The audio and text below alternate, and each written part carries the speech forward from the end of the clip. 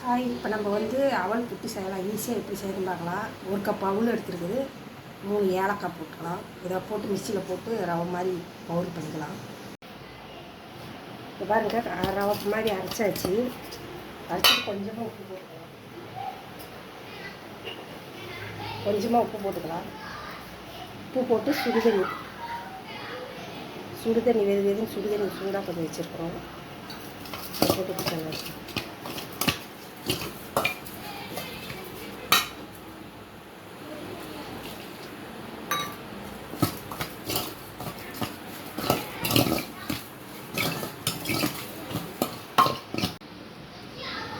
பாருங்கள், ரவை மாதிரி அரைச்ச அவலில் வந்து சுடுதண்ணி காய வச்சு ஊற்றி இந்த மாதிரி கிளறியாச்சு. கொஞ்ச நேரம் அப்படியே வச்சுட்டா நல்லா உதிரியாக வந்துடும். கொஞ்சம் நேரம் அப்படியே இருந்ததுன்னா அதுலேயே வந்து வெந்துக்கும். ஒரு 5 நிமிஷம் இப்படியே வச்சிட்டோம்னா கொஞ்சம் வெந்துக்கும். அப்புறமா தேங்காய் சக்கரை போட்டுக்கலாம். கொஞ்சம் நேரம் ஊற்றும். அவளு கூட ஏலக்காய் 3 போட்டு அரைச்சிருக்கு. 5 நிமிஷம் அப்படியே இருக்கும். அப்புறமா வந்து தேங்காய் போட்டுக்கலாம். பாருங்க, எப்படி உதிரியாக வந்துடுச்சு அவளு. ஸோ இது வந்து வேக வச்சு கஷ்டப்பட தேவையில்லை. சுடுதண்ணி வச்சு ஊற்றினாவே அவள் பாருங்க நல்லா வெந்து வந்துடுச்சு. இப்போ வந்து சர்க்கரை போட்டுக்கலாம். சர்க்கரை இனிப்பு தேவை எவ்வளவோ அவ்வளோ போட்டுக்கலாம்.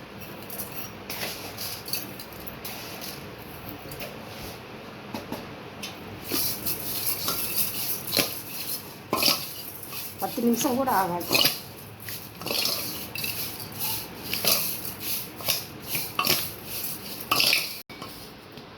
சர்க்கரை போட்டு ஒரு 3 நிமிஷம் இப்படி அமுக்கி வச்சிட்டிங்கன்னா சர்க்கரை எல்லாம் வந்து அப்போ இதாகிடும். நல்லா வந்து அவளும் சர்க்கரையும் சேர்ந்து சாப்பிட்றதுக்கு நல்லா சாஃப்டாக இருக்கும். இல்லைன்னா கடுக்குன்னு இருக்கும்.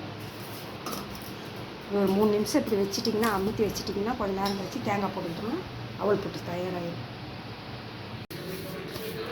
இந்த பாருங்க, நல்லா உதிரியாக நல்லா வந்துடுச்சு. சர்க்கரை எல்லாம் கலந்துருச்சு. இப்போ வந்து தேங்காய் போட்டுக்கலாம்.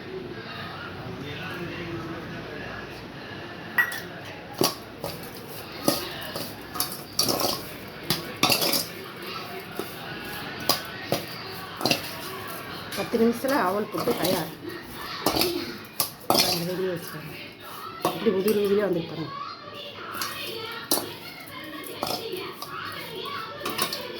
பாருங்க, அவல் புட்டு தயாராகிடுச்சு. இந்த மாதிரி நீங்களும் செஞ்சு பாருங்கள். எப்படி இருக்குன்னு செஞ்சு பார்த்துட்டு லைக் பண்ணுங்கள், சப்ஸ்கிரைப் பண்ணுங்கள். வாங்க சாப்பிட்லாம். பாய்.